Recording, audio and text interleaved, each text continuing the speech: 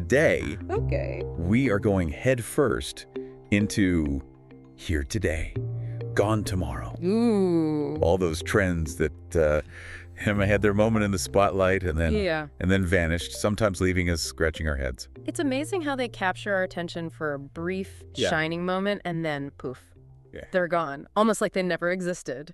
To guide us through this graveyard of forgotten fads, I've got Lena here, who's got a knack, I think, for spotting these patterns and explaining why things catch on or don't. Yeah. Ready to take a trip down memory lane? Absolutely. I'm always fascinated by the stories behind these trends and, why some stick and others fade. I think there's a lot we can learn from these blasts from the past. Before we get started, I want to give a shout out to all our listeners on Spotify. Your feedback means the world to us, and guess what? You get to decide our next deep dive topic. Stick around until the end to find out how to vote for the trend that you want us to unpack next. Oh, that's great. But for now, let's kick things off with a trend that many of you have probably experienced firsthand. The rise and fall of frozen yogurt shops. Ah, frozen yogurt. The supposed healthy alternative to ice cream. It was everywhere for a while there. Every corner, had a shop with those swirling machines and rows of toppings. Yeah, just begging to be piled high. Oh, yeah. I'll admit, I fell for it too. The promise of a guilt-free treat with all those fresh fruit and granola options, hard to resist. Yeah. And then just as quickly as it exploded, the froyo craze seemed to melt away. Right. What happened? Well, several factors contributed to the decline. Remember all those articles about how frozen yogurt wasn't actually as healthy as it was marketed to be? Turns out many brands were loaded with sugar. Not that far off from a scoop of good old-fashioned ice cream. That's right. Yeah, I remember reading that and feeling a bit betrayed. But besides the health halo fading, what else contributed to the froyo shop meltdown? Yeah. Well, competition played a role, too. Remember the rise of the artisanal ice cream shops around the same time? They were offering, the unique flavors and high-quality ingredients, appealing to a more sophisticated palate. Right. Plus, let's face it, sometimes you just crave the richness and indulgence of real ice cream, even if it means a few extra calories. Yeah, you're right. A cup of froyo with fruit just doesn't hit the spot the same way as, a scoop of creamy homemade pistachio ice cream does. Right. But hey, maybe froyo will make a comeback someday. Stranger things have happened in the world of trends. Speaking of things that seem to disappear overnight, let's talk about planking. Oh, yes. Planking. The art of lying face down in the most unexpected places. I remember seeing photos of people planking on park benches, statues, even on top of cars. It was a true internet phenomenon, wasn't it? It was. People were competing to find the most creative and outrageous places to plank. Oh, yeah. It was silly, it was harmless, Yeah. and it definitely had its moment in the spotlight, but then poof. Gone. It was gone as quickly as it had arrived. Yeah. What do you think caused its demise? Well, like many internet challenges, planking was inherently repetitive. There are only so many ways you can lie face down before it loses its novelty. Plus, I think there was a safety element involved, Some people were planking in dangerous places, which led to negative press and probably discouraged others from participating. That makes sense. Yeah. Remember that guy who planked on his balcony railing? Yeah. 7 stories up. Oh my gosh. Not exactly a trend you want to encourage. Exactly. It's a good reminder that even silly trends can have unintended consequences. Yeah. Speaking of trends that might make you cringe in retrospect, how about those mustache finger tattoos? Oh my goodness. The finger mustache. I actually knew someone who got one of those. Oh, wow. They thought it was hilarious at the time. Yeah. Not so much. Yeah. Not so much. It's like a permanent reminder of a fleeting trend. And let's be honest, holding your finger under your nose to complete the look probably got old pretty quickly. I can only imagine the awkward stares and explanations. It's amazing how trends can influence our decisions, even permanent ones. Right. But before we dive deeper into the psychology of trends, Okay. let's move on to a phenomenon that took the world by storm.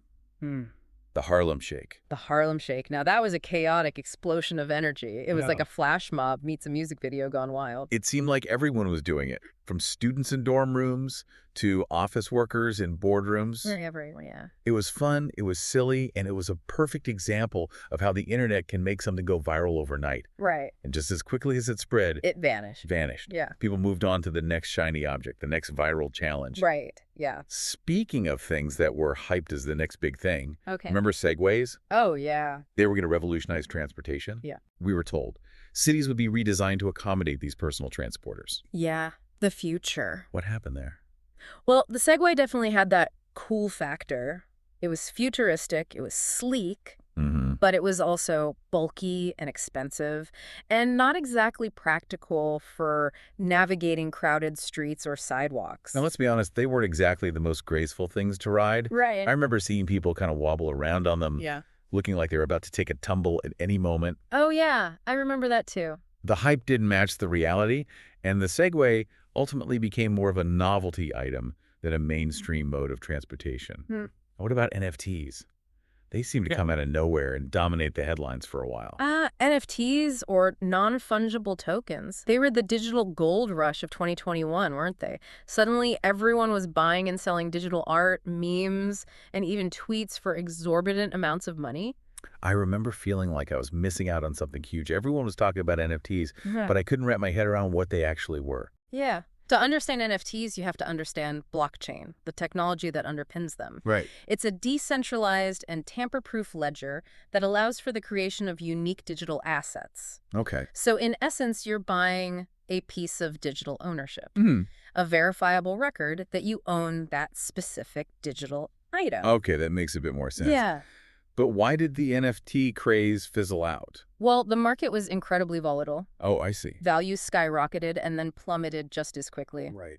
There were also concerns about environmental impact, as the process of creating and trading NFTs uses a lot of energy. Oh, okay. Plus, there was a lot of speculation and hype, Yeah. which led to inflated prices and a sense that the whole thing was a bit of a bubble waiting to burst. Right.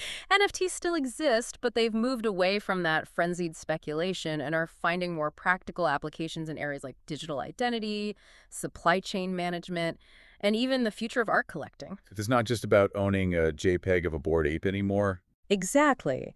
NFTs have evolved beyond their initial hype and are finding a more sustainable niche. It's a classic example of how trends can transform and adapt over time. Speaking of things that were popular for a fleeting moment, let's talk about cup stacking. Ah, cup stacking. Yeah. It was a sport of champions, It was for a at while. least for a while. Remember those kids who could stack and unstack cups with lightning speed? Oh, yeah. It was mesmerizing to watch. There were even world championships. World championships. But then it seemed to fade away. What happened? Cup stacking was a fun and challenging activity. It developed hand-eye coordination and focus, Mm-hmm. but it lacked the staying power to become a mainstream sport. Right. It was kind of a niche hobby. Yeah. And once the initial novelty wore off, people moved on to other things. Speaking of novelty items that came and went, do you remember fidget spinners? Oh, fidget spinners. They were everywhere. Classrooms, offices, even on the evening news. Right. They were marketed as stress relievers, tools to help people focus. I have to admit, I fell for it too.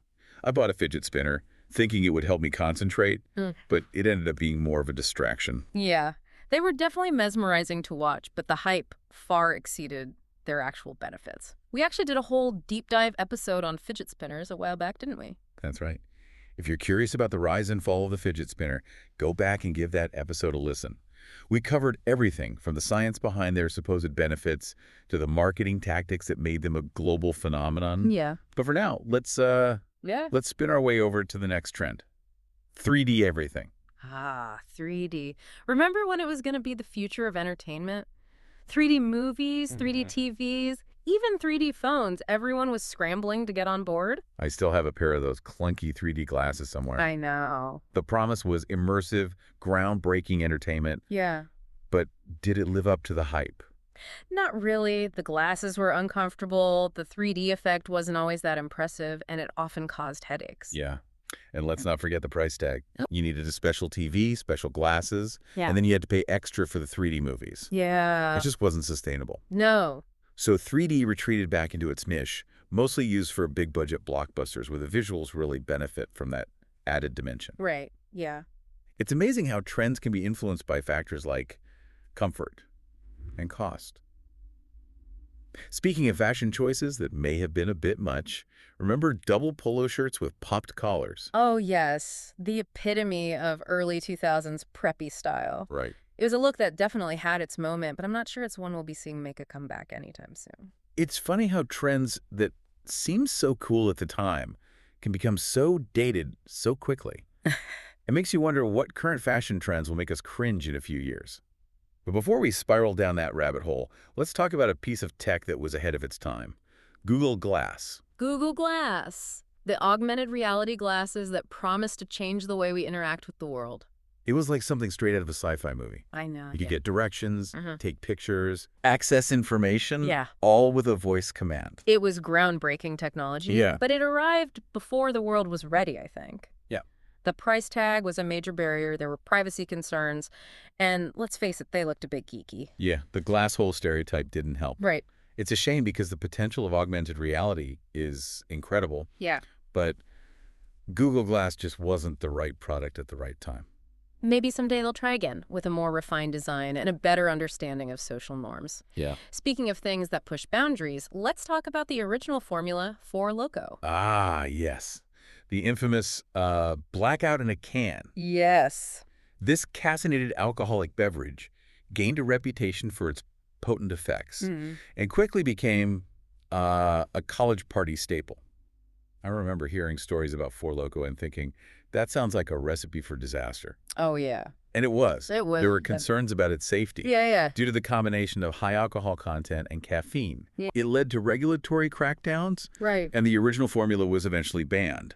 They reformulated it without the caffeine, but it just wasn't the same. No. The original Four Loko became a legend, a cautionary tale of a trend that went too far. Speaking of trends that were popular with a younger crowd, remember silly bands? Oh, silly bands, those colorful rubber bands. Yes. Shaped like everything, Everything. from animals to logos. Yeah. Kids were obsessed with them. They were. They were collectible, they were tradable, Yeah. and somehow incredibly addictive to wear on your wrists. Yeah. I remember seeing kids with their arms covered in silly bands. Oh, yeah. Little colorful bracelets of friendship. But then, just as suddenly as they appeared, they vanished. What happened there?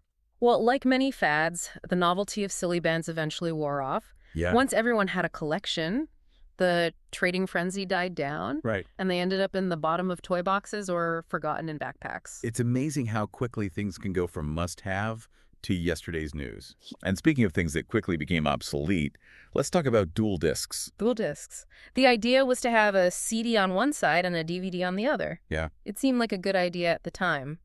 A way to bridge the gap between physical media and the growing digital world. But it was a short-lived trend, wasn't it? What factors contributed to its demise? The rise of digital downloads and streaming services Oh, yeah. made dual discs relevant pretty quickly. Why buy a physical disc when you could access music and movies instantly online? It's a reminder of how fast technology can change and how trends can become outdated almost overnight. Yeah. From physical media to wearable activism, let's talk about those rubber bracelets for various causes. Oh, yeah. Like the iconic yellow Livestrong bracelet. Right. Those were everywhere. They started with a good cause, raising awareness and funds for cancer research. But then everyone started making bracelets for everything. Yeah. It became a fashion statement, and the message sometimes got lost in the trend. Like many trends, it peaked and then faded. People moved on to other ways to show their support.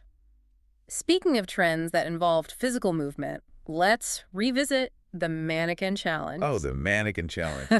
Everyone froze in place like mannequins. Yeah. And someone with a camera walked through the scene, Okay. usually set to the song Black Beatles. Yeah, it was creative. A creative way to use video and music, and it was fun to see how different groups interpreted the challenge, from classrooms to sports teams to celebrities. Everyone got in on the action. Everyone. But then, as with most viral challenges, Yeah. it faded away. It's hard to keep people engaged with the same thing for too long. True. Speaking of things that had a moment in the sun, remember when feather earrings were all the rage? Oh, yeah. Feather earrings, they were bold, they were colorful, and definitely made a statement. They were a staple of boho chic fashion. Yes. And you can find them in every color and length imaginable. Yeah, but then, like feathers in the wind, they vanished from the fashion scene. Right. I think people just got tired of them. They were kind of a one-trick pony. Yeah. And the novelty wore off. From fashion accessories to mobile gaming, let's talk about Draw Something. Remember that? Oh, draw something. It was like Pictionary for the digital age. Yeah. You drew a picture and your friend had to guess what it was. It was a simple concept,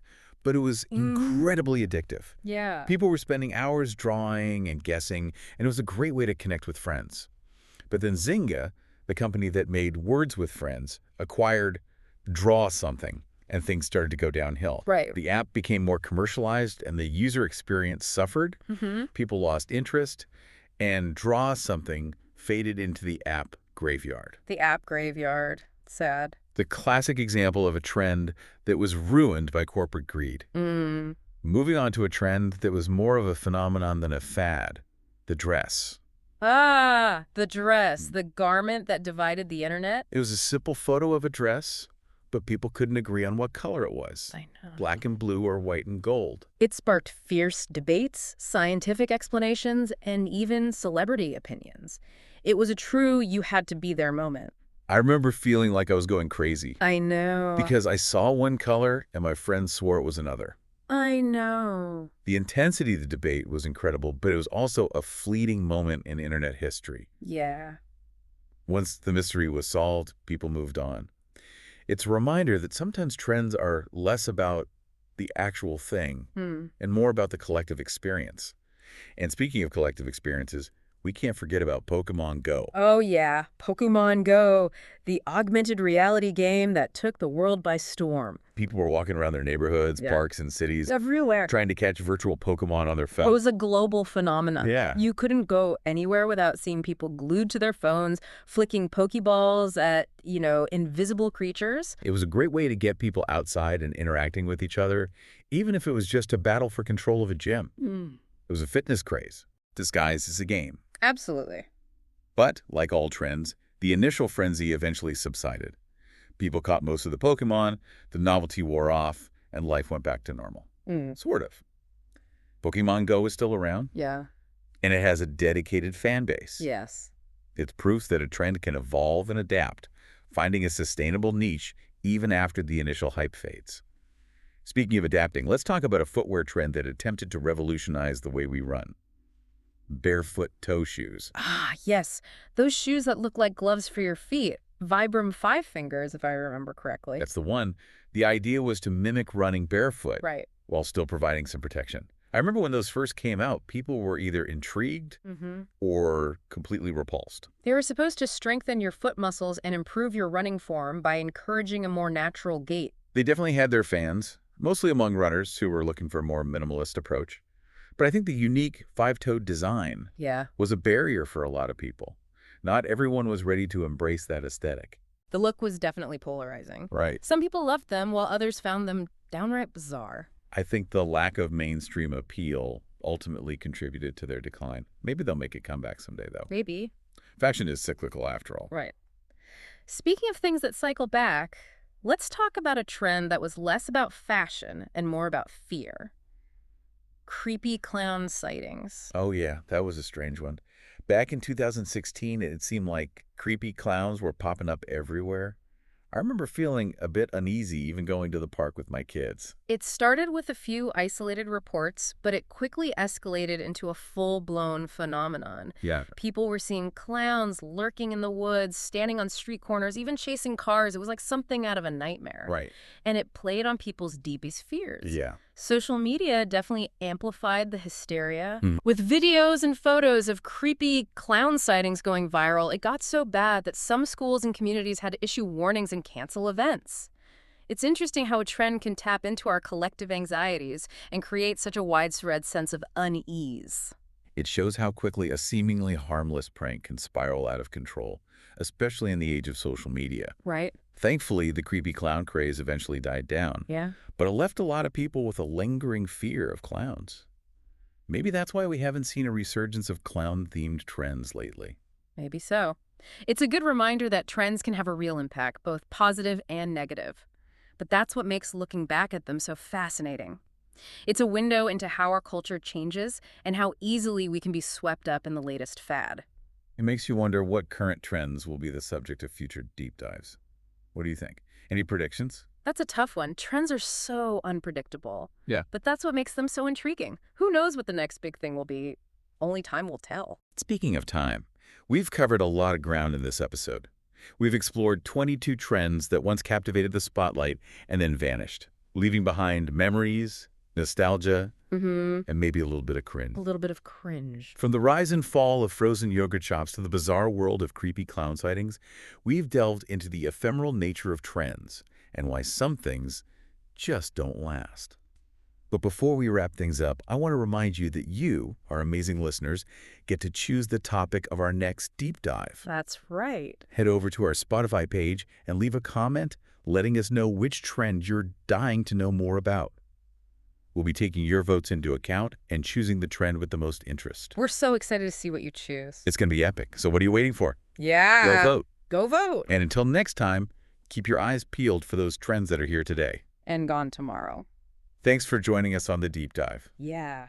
It's fascinating how, like, a simple image can spark, like, a global debate. You're talking about the dress, right? Yeah. That was wild. Absolutely. One photo, and suddenly everyone's arguing. Is it blue and black? Is it white and gold? Yeah. It really highlighted how subjective our perception can be. And how easily the internet can turn those differences into a massive debate. Yeah. I mean, who knew a dress could be so controversial? It's a perfect example of a trend where the shared experience, mattered more than the actual object. Like we were all trying to solve the same, visual puzzle. Yeah. And that created a connection. Yeah. Even if we disagreed on the answer, it just proved that sometimes the simplest things have the biggest impact. Yeah. Speaking of big impacts, let's shift gears to a trend that got people moving, literally. Pokemon Go. Ah, Pokemon Go. Remember when, like, the whole world transformed into a giant scavenger hunt? People of all ages, phones in hand, trying to, quote, catch them all in the real world. I remember walking through parks and seeing crowds of people huddled around, cheering as they battled for control of a gym. It was incredible how it brought people together and got them exploring their surroundings in a whole new way. It was a brilliant use of augmented reality, blending the virtual and physical worlds in a way that was both engaging and addictive.